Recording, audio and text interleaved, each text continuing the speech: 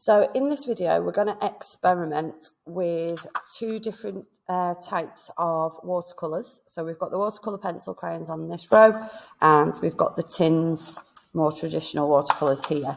So I've just got a basic pack of watercolour crayons, but we also have the really nice GCSE ones in the silver tins at the back for you to use when you're doing your actual piece. Each circle has a different technique and a different set of instructions. So picking any colour, the first one is to use block colours on the circle and see how that can then be turned into paint. You would use these just like you would any sort of pencil crayon. You can press heavy, and then taking our block colour, we're going to use the water to then create a blend. So wet your brush, keep your paintbrush on the inside, and make sure you're holding it at the metal part is my top tip for this. Okay, because we want to be able to see that blend and fade down nicely. I'm going to turn my page upside down to keep my brush inside the shape. And that's what's going to give me a nice blend on there. I'm going to wash my brush again, use my blue roll to make this nice and light. And fading that through. Wash, dab, and you should be able to see the nice effects you can achieve with just the pencil crayon. Okay, so we've got a nice, it's a bit shiny in the light, so you can see I've got a nice colour there, and manipulate it around. The downside to this, because the colour is quite strong, it's a bit harder to get the blend in. What I'm going to try now is blending two colours. So I'm just going to go here, add in a bit of that pink, and I know pink is a warm colour, so if I pick another warm colour, I can then fade that in here. And I'm going to go to the opposite side of the circle. I'm going to leave a little bit white because I need to leave room for the water, so we don't colour all of it in. Okay, we're going to leave, just like the last one, a little bit of white there.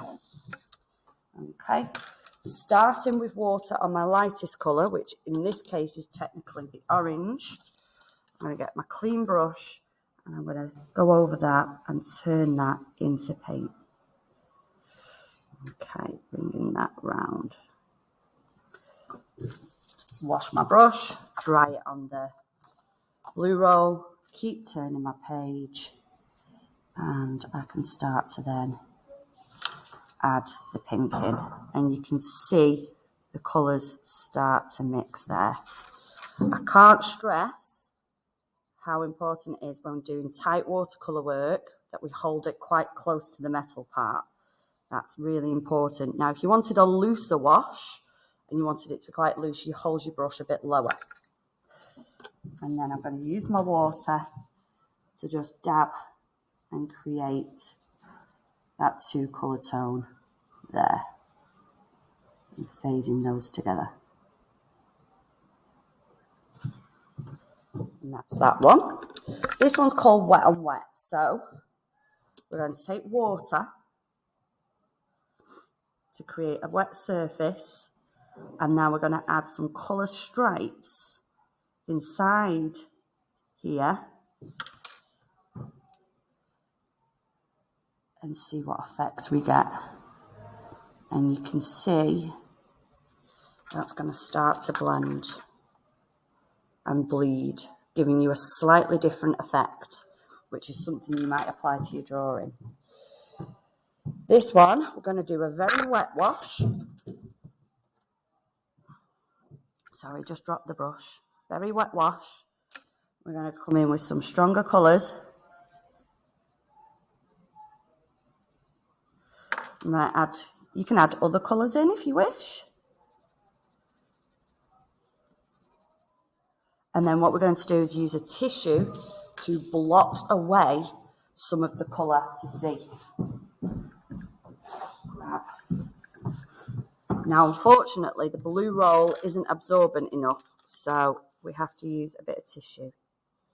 And then you can start to blot away to see what effect you get there. Now we're going to swap to the tins.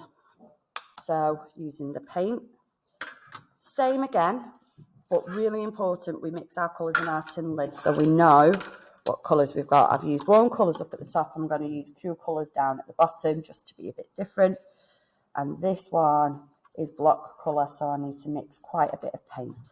So this is just practicing staying inside your lines with paint and a paintbrush. So this is a little bit harder to control.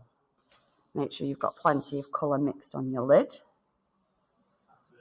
See how I'm going round the circle, slowly building that up into the middle. If it starts to look patchy, you can just smooth it over with a clean damp brush in a second. And that is just a slightly harder level of skill there. So now I'm going to just smooth this over and it should dry quite nicely, quite even. If you go outside your line, don't panic. So I've gone outside my line a little bit here on this pink. I don't know if you can see. So I'm going to wash my brush, dry it on the blue roll, and I can actually wash that colour away a little bit. So that's a little good learning moment for you. You can actually wash the watercolours away once you've done it. Okay. And this is wet on dry. So we're going to colour the edge of the circle. I'm going to pick a green this time. And we're then going to fade it into the centre, and that's a bit harder. So go round like a loop. And then use the water to fade it in. Again, if you go outside of your lines, I'm rushing for the sake of this demo, just wash that outside bit away. Get that little gap there. And now we're going to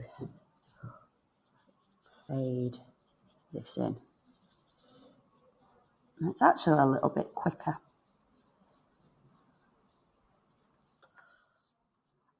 If it's looking stripy, you just need to add a bit more water. There we go. Fading in nicely.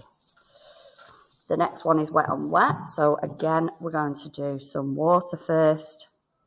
And we're going to then add some wet paint off there and see how it bleeds and what effect we get with that. And that's quite a nice effect if you want something that looks a little bit bleeding and not as tight as the others. And then the last one is trying blotting again, but this time, okay, it's using the paint. So I'm just going to do some nice colours in here. A very wet wash. Add a bit of that blue in, I think. That might be quite nice. And then using the tissue, I'm going to blot some of the colour away and I'll get a different texture and a different effect. And they're your main watercolour techniques to experiment with. And when they're dried, they'll look great. And then from that, you can have this in front of you and you can decide which one's best for your drawing in class.